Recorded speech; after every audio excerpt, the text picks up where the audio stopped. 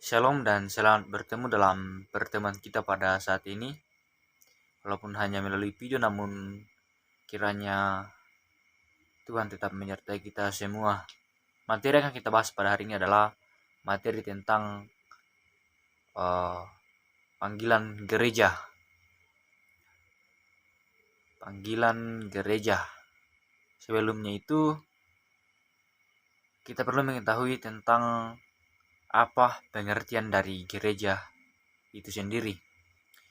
Jadi di sini dapat kita lihat slide bahwa gereja bukan hanya sekedar gedung atau bangunan yang bisa dilihat, tetapi gereja lebih kepada orang yang berada di dalam gereja tersebut. Gereja adalah orang-orang yang percaya kepada Yesus Kristus, atau dengan kata lain, gereja adalah perkumpulan orang-orang yang percaya dengan Yesus Kristus. Gereja tidak terbatas. Semua orang bisa menjadi gereja asalkan ia bisa percaya kepada Yesus Kristus sebagai Tuhan dan Juru Selamat. Nah, sebagai gereja yang percaya dengan Yesus Kristus, ada 3 panggilan gereja yang harus kita ketahui dan dapat kita implementasikan dalam kehidupan kita sehari-hari. Dan berikut bentuk panggilan gereja.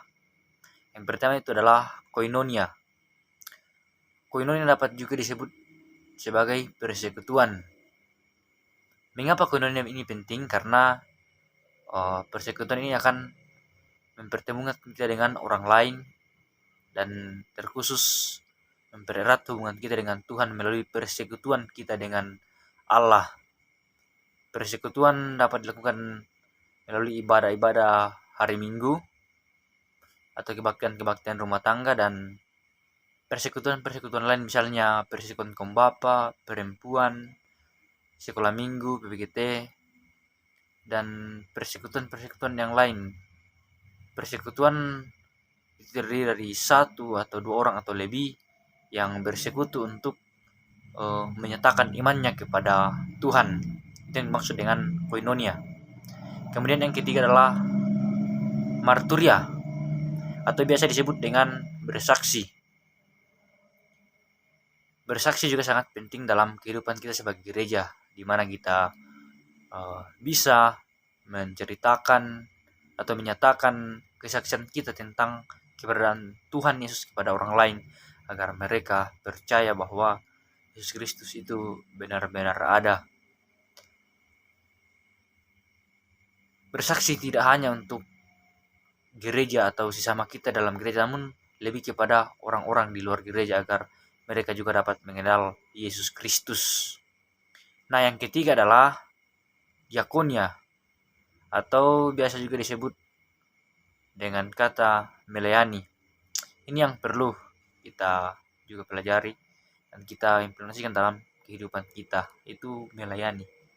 Melayani bukan hanya ketika kita di atas mimbar atau kita memimpin ibadah persekutuan, tapi melayani juga lebih kepada saat kita menolong orang-orang yang membutuhkan, memberikan apa yang kita punya kepada orang lain yang tidak punya, termasuk pada saat kita menasihati orang lain, juga termasuk melayani. Ketika kita memberikan nasihat yang baik kepada orang lain, itu juga merupakan sebuah proses untuk melayani.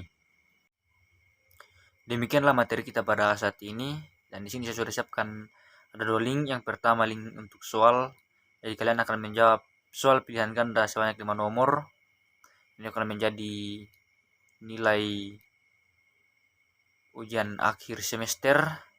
Dan yang kedua link untuk kehadiran saudara, jadi saya harapkan untuk diisi. Demikianlah pertemuan kita pada saat ini. Tuhan Yesus memberkati.